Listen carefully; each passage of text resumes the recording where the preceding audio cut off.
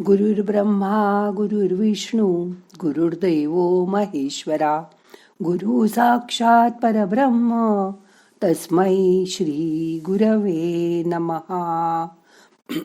श्रीमद भगवद्गीता अध्याय 9.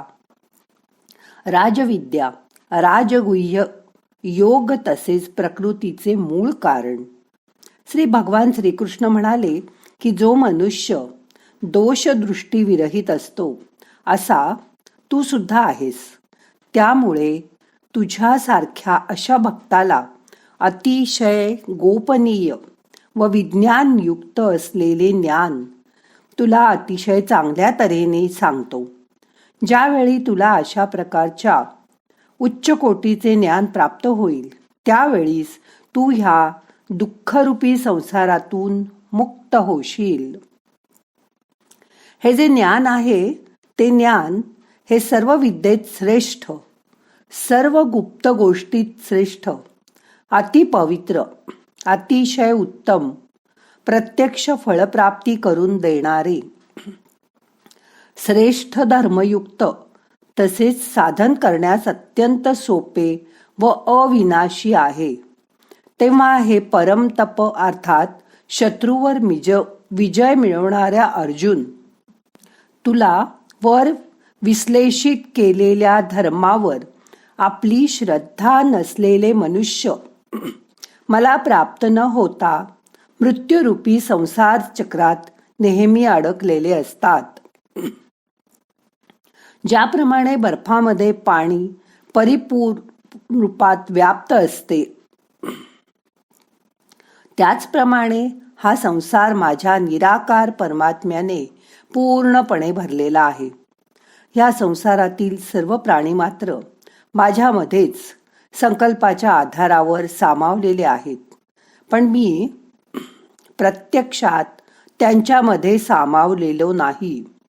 माझी योग शक्ती अशी आहे की मीच सर्व प्राणीमात्रांना निर्माण करणारा आहे.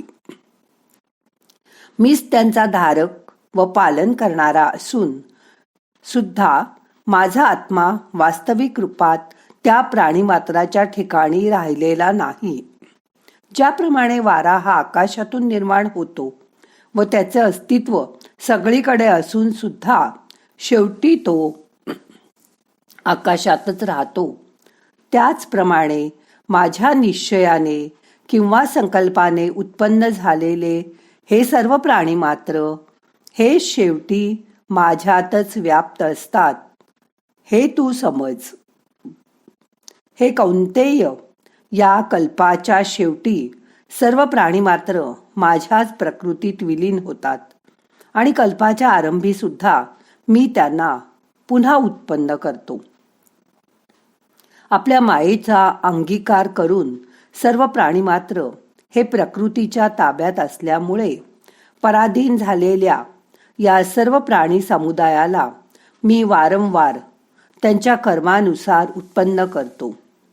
हे धनंजय, त्या कर्मात आसक्ती नसलेल्या व उदासीनाप्रमाणे असलेल्या माझ्यासारख्या परमात्म्याला ती कर्म बंधनकारक होत नाहीत. हे कौंतेय, माझ्या अधिष्ठानामुळे प्रकृती चराचरासह सर्व जग निर्माण करते. याच कारणाने हे संसार चक्र फिरत आहे. माझ्या पराभवाला न जपणारे, न जाणणारे मूढ लोक, मनुष्य शरीर व माझी शक्ती धारण करणारे ते मला सर्व प्राणीमात्रांच्या महान ईश्वरी तत्वाला समजतच नाहीत. अर्थात आपल्या योगमायेने जगाच्या उद्धारासाठी मनुष्य रूपात वावरणाऱ्या माझ्यासारख्या ईश्वराला सामान्य मनुष्य समजतात. ज्यांची अशी व्यर्थ कर्मे निरर्थक व ज्ञान फुकट असते असे विक्षिप्त चित्त असलेले अज्ञानी लोक राक्षसी, असुरी आणि मोहिनी प्रकृतीचा आश्रय करून राहतात. परंतु हे पार्थ, दैवी प्रकृतीचा आश्रय घेतलेले विद्वान मनुष्य मला सर्व प्राण्यांचे सनातन कारण व अविनाशी अक्षर स्वरूप जाणून अनन्य चित्ताने युक्त होऊन निरंतर माझी भक्ती करतात. ते दृढनिश्चयी भक्त निरंतर माझ्या नामाचे व गुणांचे कीर्तन करीत माझ्या प्राप्तीसाठी प्रयत्न करीत असतात. तसेच ते वारंवार मला प्रणाम करीत असतात. नेहमी माझ्या ध्यानात मग्न होऊन अनन्य प्रेमाने ते माझी उपासना करतात. दुसरं काही ज्ञानयोगी माझे निर्गुण निराकार ब्रह्माची ज्ञानयज्ञाने अभेद भावाने पूजा करून माझी उपासना करतात. आणि दुसरे काही अनेक रूपाने असलेल्या माझ्या विराट स्वरूप परमेश्वराची नाना प्रकाराने उपासना करतात. मी श्रौतयज्ञ, स्मार्तयज्ञ आहे, पितृयज्ञ आहे, वनस्पती, अन्न व औषध पण मीच आहे, मंत्रसुद्धा मीच आहे व तूपही मीच आहे. त्याचप्रमाणे अग्नीही मीच आहे, तर हवनाची क्रियाही मीच आहे. या जगाला धारण करणारा व कर्मफळ देणारे आई वडील, आजोबा, माहिती करून घेण्याएवढा पवित्र ओंकार, तसेच ऋग्वेद, सामवेद आणि यजुर्वेदही मीच आहे. सर्वांना मिळणारे परमधाम भरण पोषण करणारा, सर्वांचा स्वामी, शुभाशुभ पाहणारा, सर्वांचे निवासस्थान, शरण जाण्यास योग्य, प्रत्युपकाराची इच्छा न करता हित करणारा, सर्वांच्या उत्पत्ती, स्थिती व प्रलयाचे कारण, आधार, निधान आणि अविनाशी कारणही मीच आहे. मीच सूर्याच्या रूपाने उष्णता देतो, पाणी आकर्षून घेतो व त्याचा परत वर्षाव करतो.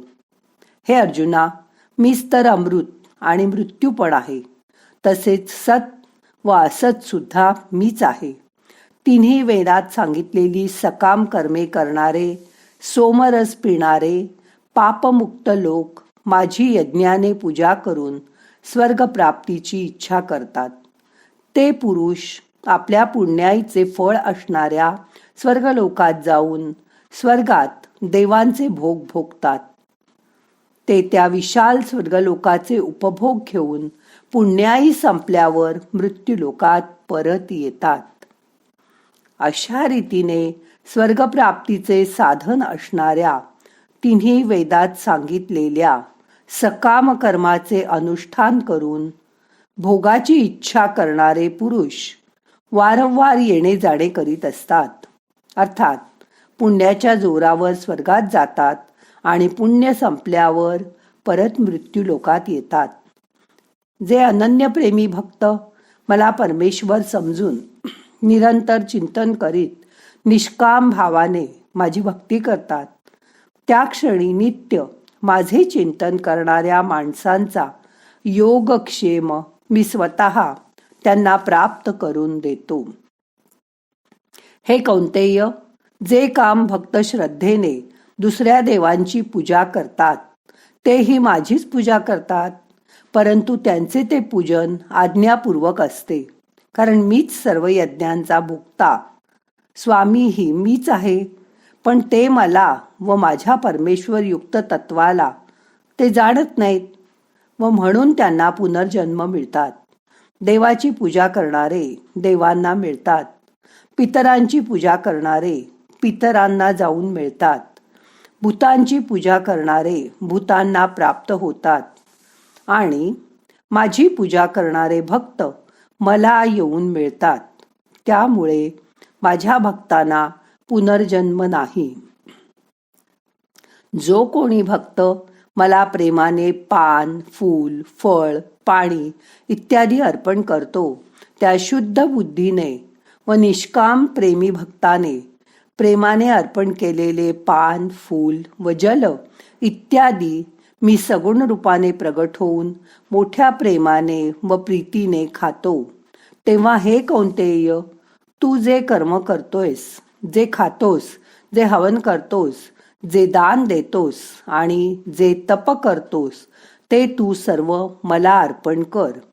अशा रीतीने ज्यामध्ये सर्व कर्मे मला अर्पण होतात, अशा संन्यास योगाने युक्त चित्त असलेला तू शुभाशुभ फळरूप बंधनातून मुक्त होशील आणि मला येऊन मिळशील.